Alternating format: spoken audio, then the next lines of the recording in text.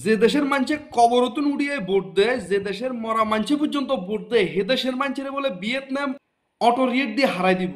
এটা কি স্বপ্নেও ভাবা যায় না কল্পনাতেও ভাবা যায়? হ্যাঁ, আরে বাঙালিরে এখনো ভিয়েতনাম চিনে ন, বাঙালিরে অন ভিয়েতনাম চিনে ন। পৃথিবীর শ্রেষ্ঠ কিরা পাগলা দেশ হইছে এই বাঙালি।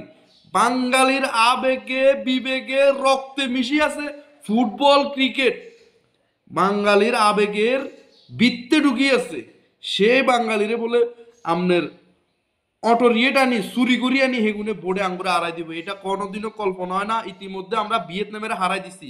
আমনগর কইয়ের ট্রান্সফার মার্কেটের যে ফলোয়ার্স কাপ, সারা দুনিয়ার সকল ফুটবল প্রেমী দেশদেরকে নিয়ে এরা একটা টুর্নামেন্ট থাকছে। সেই টুর্নামেন্টে বাংলাদেশ যখন কোয়ার্টার ফাইনালে ভিয়েতনামের বিপক্ষে বসছে, তখন তারা কি করছে জানেন?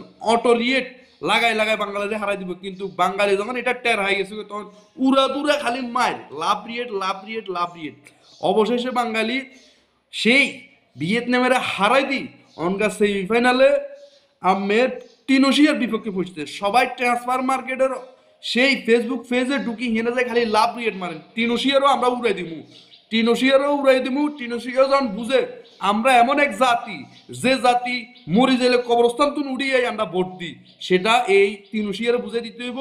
যখন সেমিফাইনালে আমরা টিনোশিয়ারে হারাই দিমু, হয়তো সম্ভবত ফাইনালে আমরা মেসির আর্জেন্টিনার হাই যাবো কই, নইলে সালার মিশর রেহাম। তবে আর্জেন্টিনার হাইবার সম্ভাবনা বেশি, কারণ এই আর্জেন্টিনারও বাঙালিরা ভোট মারে।